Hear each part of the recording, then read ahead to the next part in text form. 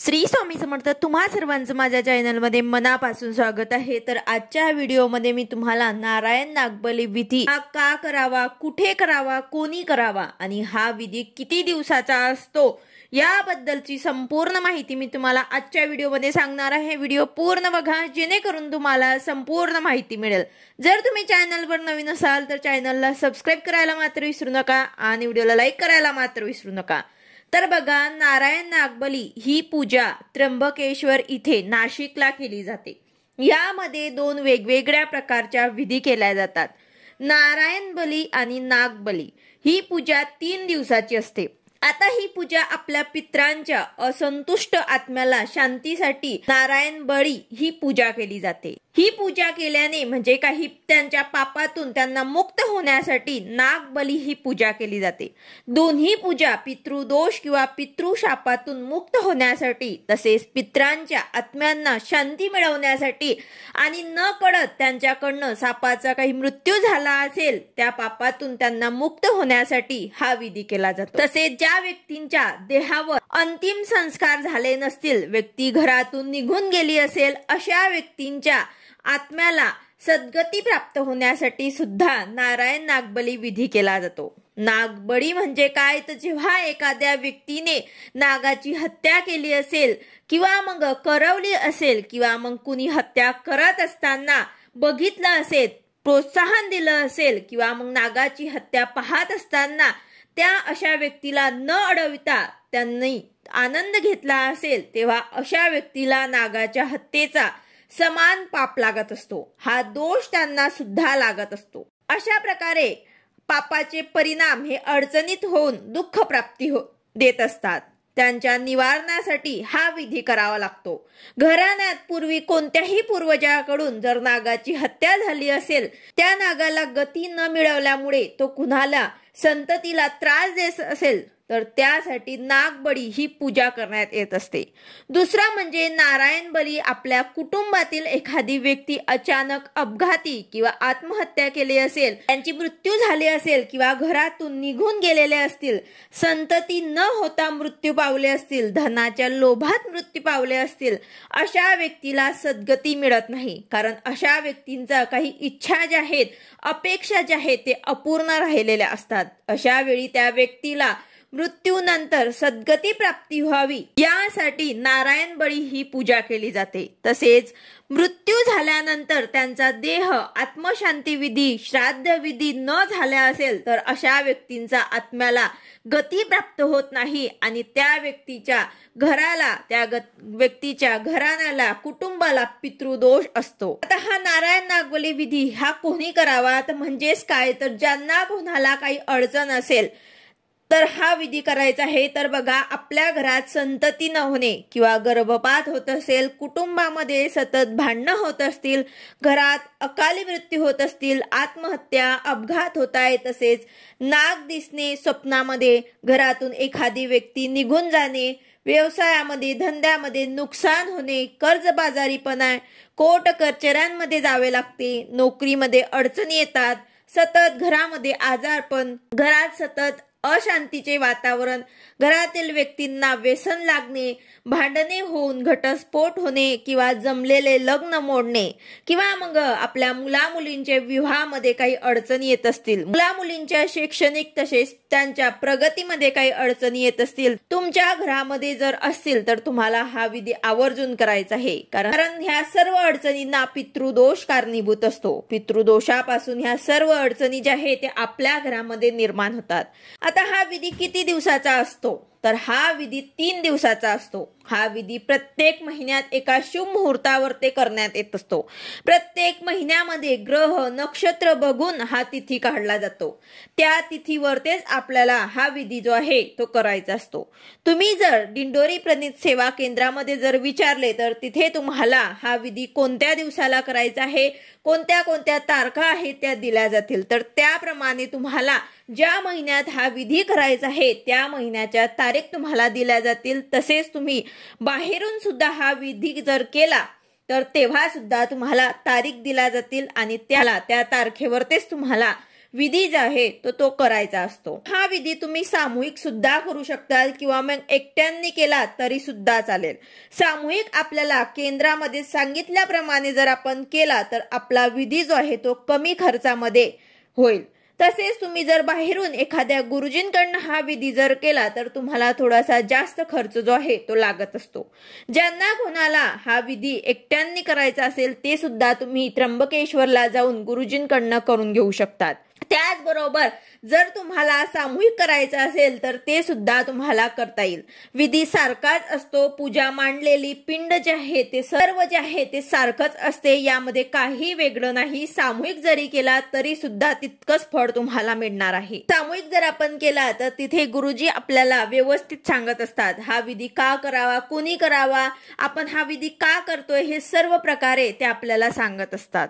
यानंतर हा विधी त्र्यंबकेश्वर नाशिकलाच का केला जातो तर बघा येथे 12 ज्योतिर्लिंग मंदिर आहेत आपल्या भारतात, त्यामधलं एक यामध्ये सर्वात वेगळं असं ज्योतिर्लिंग मंदिर इथे आहे। कारण इथली महादेवाची पिंड एकटी नसून ब्रह्मा विष्णू महेश हे तीनही देव एकत्र लिंग स्वरूपामध्ये आहे, म्हणून सर्वात वेगळे असलेले हे ज्योतिर्लिंग मंदिर एक कारण आहे। तसेच दुसरं कारण म्हणजे इथे गोदावरी नदीचे उगमस्थान असल्यामुळे त्र्यंबकेश्वरला ही विधी केली जाते। आणि तिसरं म्हणजे भारतवर्षातील सर्व तीर्थांचे राजा, त्याला आपण कुशावर्त तीर्थ म्हणतो, हे सुद्धा इथे आहे।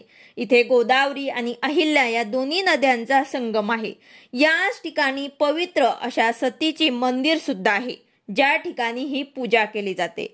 तर अशा पवित्र विशेष गुण असलेल्या ठिकाणी या क्षेत्रात जो येऊन पूजा करेल त्याला त्या कर्माचा फळ लवकरात लवकर प्राप्त होत असतो, म्हणून हा विधी त्र्यंबकेश्वरला केला जातो। आता हा विधी कोणी करावा तर बघा हा विधी कोणीही करू शकते, म्हणजे ज्यांचे आई वडील हयात आहेत त्यांनाही हा विधी करता येतो। तसेच अविवाहित असलेला मुलगा असेल तर त्यांना सुद्धा एकट्याने हा विधी केला तरी सुद्धा चालते। विवाहित असले तर पती पत्नीने बसून हा विधी करायचा असतो। आई वडील जिवंत असतानाही हा विधी केला जातो। फक्त वडील जर नसतील तर त्यामध्ये केस काढण्याची गरज असते। वडील जिवंत असले तर केस काढण्याची आवश्यकता नाही, आणि जर वडील नसतील तर त्यांना ह्या विधीसाठी केस जे आहे ते काढावे लागतात। आई वडील जिवंत आहे पण तुमच्या घरामध्ये पितृदोष आहे तरीही हा विधी तुम्ही करू शकतात। हा विधी स्त्री गरोदर असली तर 5 महिन्यानंतर करायचा नसतो। तसेच स्त्रियांनी मासिक पाळीचे दिवस पाळणे अत्यंत गरजेचे आहे, यामध्ये सुद्धा हे पूजा जी आहे केली जात नाही। तसेच घरात शुभ कार्य म्हणजे जर लग्न झालेलं असेल किंवा मग घरात कोणी व्यक्ती मृत झालेले असेल तर हा विधी 1 वर्ष पूर्ण होईपर्यंत करता येत नाही। आता यामध्ये बऱ्याच वेळा असं होतं की आपण विधी करण्याचा विचार करणार आणि नेमकं कोणी वारतं किंवा कोणाचं लग्न होत असतं, म्हणजे शुभ कार्य होत असतं, तर हा विधी परत 1 वर्ष आपल्याला करता येणार नाही, परत असंच होत असतं। तर बऱ्याच जणांच्या बाबतीत काही ना काही अडचणी येत असतात। तर यावरती उपाय काय तर बघा, आता लग्नाचे आपण करू शकतो की लग्न झाल्या अगोदरच आपण ठरलेलं लग्न आहे पण त्याआधीच आपण ही पूजा जी आहे ते करू शकतात। तसेच आता कोणाची मृत्यू होणे हे आपल्याला माहिती नसते, तर यामध्ये आपण जर आपल्या बाबतीत असंच होत असेल काही अडथळे येत असतील तर बघा आपण मराठी वर्षानुसार आपलं नवीन वर्ष गुढीपाडवापासून सुरू होत असते। तर लग्न किंवा कोणी व्यक्ती मृत झाली असेल तर त्यांचं वर्ष श्राद्ध झालं असेल किंवा नसेल तरीही आपण वर्ष बदलल्यानंतर आपण हा विधी करू शकतो, म्हणजे गुढीपाडवानंतर लगेच आपण हा विधी केला तरी सुद्धा चालेल। तरीही काही अडचण आली तर वर्षामध्ये 2 वेळा आयन बदलत असतं, उत्तरायण आणि दक्षिणायन। तर यामध्ये म्हणजे हे बदलल्यानंतर सुद्धा आपण हा विधी जो आहे तो करू शकतो। तरीही तुम्हाला 1 वेळा आपल्या केंद्रामध्ये किंवा मग ज्या गुरुजींकडनं तुम्हाला हे विधी करायचं आहे त्यांना हे सर्व सांगायचं आहे, किंवा मग आपल्या केंद्रामधनं जर तुम्ही करत असाल तर तिथे सुद्धा तुम्हाला हे सर्व सांगायचं आहे की तुमच्या घरामध्ये लग्न केव्हा झालेलं आहे किंवा मग कोणी व्यक्ती जर मृत झालेली आहे तर किती दिवस झालेले आहे, 1 वर्ष झाले आहे का, किंवा कोणत्या तारखेला वारला आहे, हे सर्व तुम्हाला तिथे सांगायचं आहे। त्यानंतरच तुम्हाला हा विधी करायचा आहे। तर यानंतर प्रश्न असा असतो की जायचं आहे मग घरून काय घेऊन जायचं आहे, तर बघा घरून जाताना आपल्याला 3 दिवस तिथे लागणार आहे, तर आपल्याला 3 दिवसाचे कपडे आपल्याला घेऊन जायचं आहे। आपल्या पिढीतील मृत पूर्वजांची नावं आपल्याला घेऊन जायची आहे. वडील, आजोबा, पणजोबा, आजी, पणजी, आईचे वडील, आईचे आई, सावत्राई, पत्नी, मुलगा, मुलगी, काका, मामा, सख्खा भाऊ, मावशी, बहीण, सासरे, गुरु, आत्या, हे सर्व जे कोणी तुमच्या पिढीतील गेले असतील त्यांचे नावं तुम्हाला घरून घेऊन जायचे आहे, लिहून घेऊन जायचे आहे. तसेच घरून जाताना आपल्या सोबत फराळाचे पदार्थ तुम्ही घेऊन जायचे आहे. चिप्स, शेंगदाणे असतील तर ते तुम्ही उपवासासाठी घेऊन जाऊ शकतात. एक वेळेचा आपला उपवास तिथे असतो. 2 दिवसांपर्यंत आपल्याला एक वेळेला जेवण असतं आणि एक वेळेला आपल्याला उपवास ठेवावा लागतो. गुरुजींकडनं आपल्याला तिथे जेवण सुद्धा असते, पण पूजामध्ये बसलेल्या लोकांसाठीच असते. जर आपल्यासोबत घरून कोणी गेलं असेल तर त्यांना बाहेरूनच खावं लागते. सूतक असल्यामुळे पूजेमध्ये बसलेल्या लोकांनाच ते जेवण करता येतं. तर यासाठीच तुम्हाला तुमच्या सोबत काहीतरी खायला सुद्धा घेऊन जायचं आहे किंवा मग तिथे फराळाचे पदार्थ, खिचडी हे सर्व सुद्धा मिळत असते. ते आपण आपल्या स्वतःच्या खर्चाने सुद्धा घेऊ शकतात. आता यात महत्वाचे म्हणजे आपल्याला पूजेसाठी नवीन कपडे सुद्धा लागतात. तर ते तुम्ही गुरुजींच्या घरून सुद्धा घेऊ शकतात किंवा घरून सुद्धा घेऊन जाऊ शकतात. यामध्ये तुम्हाला एक धोतर, एक उपरणं, एक अंडरपॅन्ट, एक बनियान आणि महिलांसाठी एक साडी, एक ब्लाऊज आणि एक परकर हे कपडे पती पत्नी जोडीसाठी तिथे सुद्धा तुम्हाला मिळून जातील. हे तुम्हाला जर तिथे घ्यायचे असेल तर तिथे सुद्धा तुम्ही घेऊ शकतात किंवा मग तुम्ही घरून सुद्धा घेऊन जाऊ शकतात. यामध्ये महिलांनी काळी आणि हिरवी साडी घेऊ नका. हे कलर सोडून तुम्ही दुसरी कुठलीही घेऊ शकतात. शक्यतो तुम्हाला पांढरा कलर घ्यायचा आहे. यामध्ये आता हे नवीन कपडे जे आपण घेऊन जाणार आहेत किंवा तिथे घेणार आहेत ते आपल्याला तिथेच सोडावे लागतात पूजा झाल्यानंतर. तर तुम्हाला असे कपडे घ्यायचे आहे की ते तुम्हाला सोडता येतील, म्हणजे कमी पैशांचे घेतले तरी सुद्धा चालेल. यासोबतच आपल्याला एक नारळ आणि 5 सुपारी सुद्धा घेऊन जायची असते किंवा मग हेही तुम्ही गुरुजींच्या घरी घेऊ शकतात.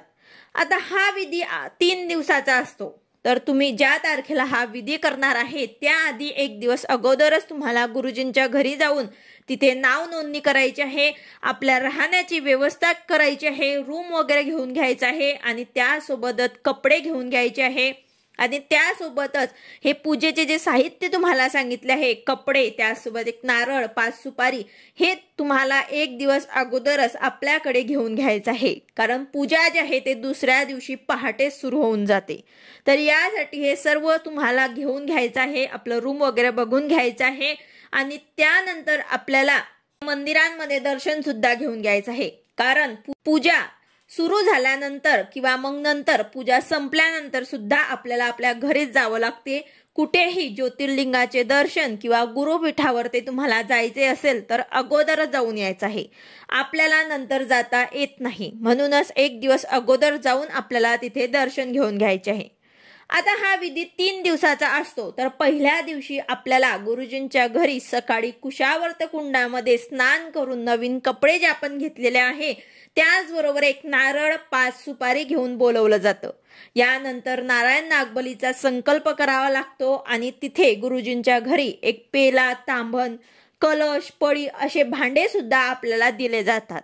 ते कलशामध्ये आपल्याला कुशावर्त तीर्थाचे पाणी घ्यायचे असतं आणि त्यानंतर हे भांडे आपल्याकडेच 3 दिवस ठेवायचे असतात. साधारण 3 ते 4 तास ही पूजा असते. त्यामध्ये पिंडाची पूजा करून विसर्जन हे सर्व काही केलं जातं.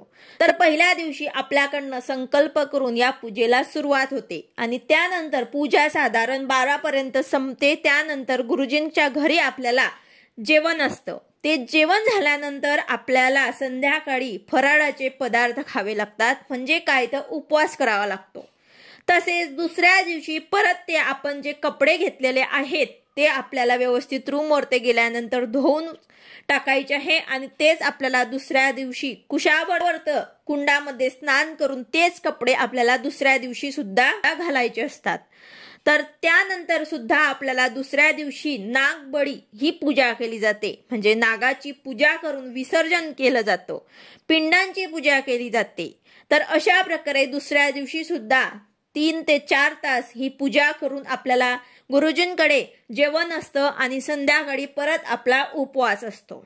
तसेच तिसऱ्या दिवशीच्या पूजेला त्रिपिंडी श्राद्ध म्हटलं जातं. म्हणजे तीर्थाच्या ठिकाणी पित्रांना उद्देशून जे श्राद्ध करतात त्याला त्रिपिंडी श्राद्ध असे म्हणतात। गणपती पूजन केलं जातं, सुवर्ण नाग प्रतिमेची पूजा केली जाते आणि ते गुरुजींना समर्पित केले जाते। गुरुजींची दक्षिणा देऊन ही पूजा जी आहे ते संपन्न केली जाते। आता ही पूजा पूर्ण झाल्यानंतर आपल्याला आपल्या घरीच जायचं असतं, कुठेही जाऊ नका। तसेच गुरुजींनी सांगितल्याप्रमाणे आपल्याला पूर्ण नियमांचे पालन करणे आवश्यक आहे। जर आपण पूर्ण नियमांचे पालन केले तरच आपल्याला पूजेचं जे काही फळ आहे ते मिळणार असतं। आता हा विधी जर कोणाला संतती प्राप्तीसाठी करायचा असेल, पुत्र प्राप्तीसाठी करायचा असेल तर ते सुद्धा तुम्हाला अगोदरच केंद्रामध्ये सांगायचं आहे किंवा गुरुजींकडे तुम्हाला सांगायचे आहे। जर तुम्ही एकट्यांनी ही पूजा करायची आहे तर तिथे सुद्धा तुम्हाला गुरुजींना सांगायचं आहे आणि जर तुम्ही सामूहिक करणार असाल तर तसं तुम्हाला केंद्रामध्ये सांगून तिथे विधीला जायचं आहे। कारण यासाठी जे तारीख आहे नक्षत्र बघून केली जाते। हा विधी पती पत्नी दोघांनीच करायचा असतो। तसेच पुत्र प्राप्तीसाठी जर करायचा असेल तर श्रवण नक्षत्र, पंचमी किंवा पुत्रदा एकादशी अशा शुभ मुहूर्तावर हा विधी केला जातो। तर अशा प्रकारे आपल्या जन्मापासून दोन परिवारांचा संबंध येतो। एक वडिलांकडील 7 पिढ्या आणि दुसरं म्हणजे मामाकडील 7 पिढ्या, असा 14 पिढ्यांमध्ये जर काही अपमृत्यू झाले असतील, जन्मकुंडलीत काही पितृदोष असेल, पितृदोषापासून काही त्रास असेल, आपल्या व्यवहारिक कार्यामध्ये काही अडचणी येत असतील तर या सर्व प्रश्नांचे, अडचणींचे निवारण आपण हा विधीद्वारे करू शकतो। हा विधी नारायण नावाने कश्यप या देवाच्या गोत्राने केला जातो। कारण आपल्या 14 पिढ्यांचा उद्धार होऊन 14 पिढ्यांमध्ये जे जे कोणी अपमृत्यू गेले आहेत त्यांचं श्राद्ध तर्पण झालं नसेल अशा सर्वांना मोक्ष प्राप्तीसाठी, सुख प्राप्तीसाठी हा विधी केला जातो। आता घरातील एखादी व्यक्ती विधी करत असताना घरातील इतरांनी पूजा करायची का? तर बघा, त्रिपिंडी श्राद्धात जो कोणी श्राद्ध करता असेल त्यांना सुतक असते, घरातील इतरांना नाही असते। त्यामुळे घरातील एखादी व्यक्ती विधी करत असताना इतरांनी पूजा वगैरे करणं बंद करण्याची आवश्यकता नाही। आता हा विधी तुम्हाला करायचा असेल तर योग्य व्यक्तीचे मार्गदर्शन घ्या, केंद्रामध्ये व्यवस्थित विचारून मगच या विधीला तुम्ही जा आणि हा विधी पूर्णपणे व्यवस्थित पार पाडा। तिथे जे काही नियम सांगितले जातात, जे काही आपल्याला पूजा करताना व्यवस्थित सांगितलं जातं, तशा पद्धतीने जर आपण ही पूजा केली तर आपल्याला नक्कीच या पूजेचं, या विधीचं फळ जे आहे ते मिळत असते आणि आपल्या पित्रांना सद्गती प्राप्त होऊन त्यांच्या आत्म्याला शांती मिळत असते। हा विधी प्रत्येकाने करावा, कारण हा विधी अत्यंत महत्त्वाचा आहे। आपल्या पित्रांच्या शांतीसाठी, आपल्या घरातील पितृदोष निवारण्यासाठी अत्यंत महत्त्वाचा हा विधी आहे। या प्रकारे तुम्हाला नारायण नागबली विधी का करावा, कोणी करावा, कशा पद्धतीने, किती दिवसाचा आहे, हे सविस्तर माहिती मी तुम्हाला आजच्या व्हिडिओमध्ये सांगितले आहे। व्हिडिओ आवडला असेल तर लाईक करा, शेअर करा, सबस्क्राईब करा। भेटूया अशाच नवीन व्हिडिओ सोबत। श्री स्वामी समर्थ।